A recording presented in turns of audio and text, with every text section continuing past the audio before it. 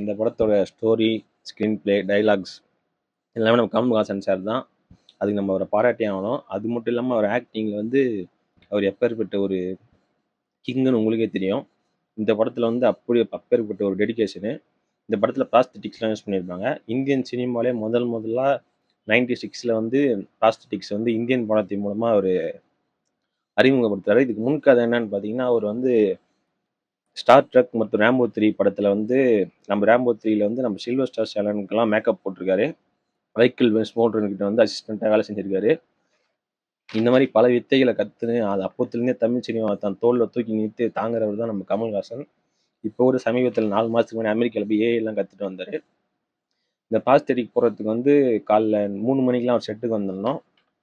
போட ஆரம்பித்தாங்கன்னா ஒரு 9 மணிக்கு ஒரு ஷாட்னா 6 மணி நேரம் ஆகும்.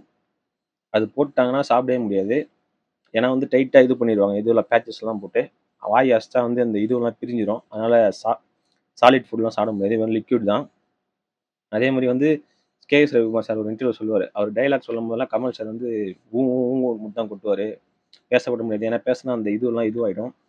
அதே மாதிரி வந்து அந்த மேக்கப் வந்து ரொம்ப நேரம் நிற்காது. இந்த வேர்வை அதெல்லாம் வந்துச்சுன்னா இது உள்ள அரிக்கும். ஒரு மாதிரி செம கஷ்டம் ஆயிடுச்சு அந்த ப்ராஸ்தட்டிக் உள்ளேருந்து மணிக்கணக்காக நடிக்கத்தலாம்.